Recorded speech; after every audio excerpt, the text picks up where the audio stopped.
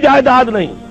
ابھی میں ویزا لینے گیا تھا تو وہاں پر جو خاتون تھی ایک کینیڈا کی، انہوں نے پوچھا آپ کی آمدنی؟ میں نے کہا آئی ارن نتھنگ.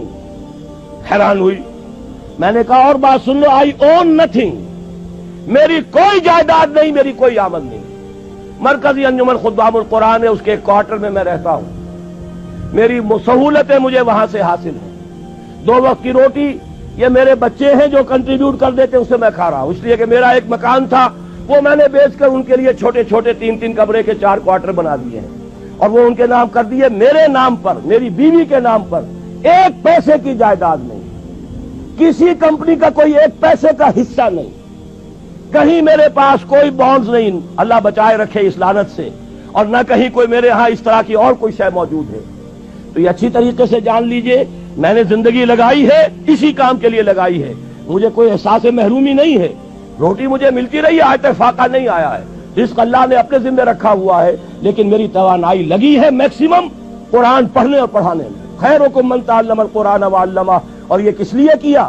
جب انجمن خدام القرآن لاہور کی قائم کی تھی، اس کے دیباچے میں لکھ دیا تھا کہ میں صرف انجمن بنانے کا قائل نہیں ہوں، میرے پیش نظر اقامت دین کی فرضیت ہے، میں ایک جماعت قائم کرنا چاہتا ہوں. یہ پہلا قدم ہے مرکزی انجمن خدام القرآن کا، اور یہ 1972 کی بات ہے، آج سے 21 برس قبل کی جو میں آپ کو بتا رہا ہوں. بہرحال پہلا کام وہی ہے جو حضور نے کیا. فرق یہ ہے وہ کافر تھے، انہیں قرآن کے ذریعے سے ایمان کی طرف دعوت دی گئی. ہم مسلمان ہیں، ہمیں قرآن کے ذریعے سے تجدید ایمان کی دعوت دینی ہے. مرحلہ ایک ہی ہے، اس میں کوئی فرق نہیں. نمبر 2، وہ جو حدیث میں سنا چکا ہوں، آمرکم بخمس بالجماعت والسمع والطاعت والہجرت والجہاد فی سبیل اللہ.